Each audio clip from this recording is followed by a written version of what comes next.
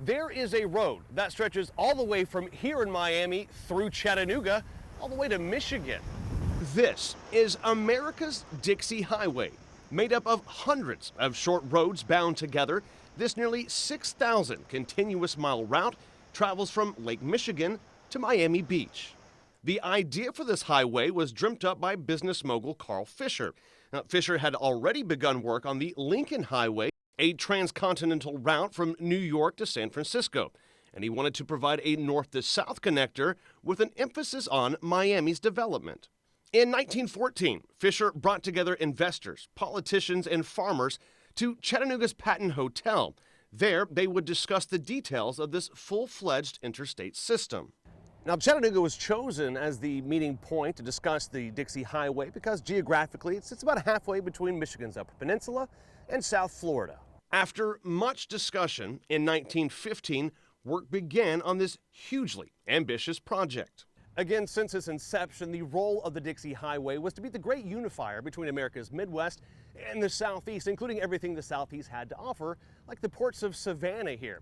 In fact, since its colonization in 1733 by General James Oglethorpe, the ports of Savannah were the backbone of international trade and finance for all of the Southeast. Goods from this port could now be delivered to their destination faster. Many of the imports would head south down America's eastern seaboard, passing through both Jacksonville and our nation's oldest city, St. Augustine. Okay, so obviously this isn't as old as St. Augustine, but still very, very cool. Check this out. We're in Bunnell, which is about 30 miles south of St. Augustine. This is the original brick from the 1915 Dixie Highway and is still drivable to this day. Of course, now it's called Old Dixie Highway as modern progression has moved Dixie Highway to the west of here. Definitely worth checking out. Just make sure you have a full tank of gas because there's not a whole lot out here. Continuing down the Dixie Highway, or A1A as it's also referred to in several places, the calm and serene beach towns evolve and eventually give way to the Magic City. Miami was incorporated just a few years earlier, in 1896. The city benefited tremendously from the Dixie Highway. Today, Miami-Dade County has an estimated population of about 2.8 million people, and it's a minority-majority population.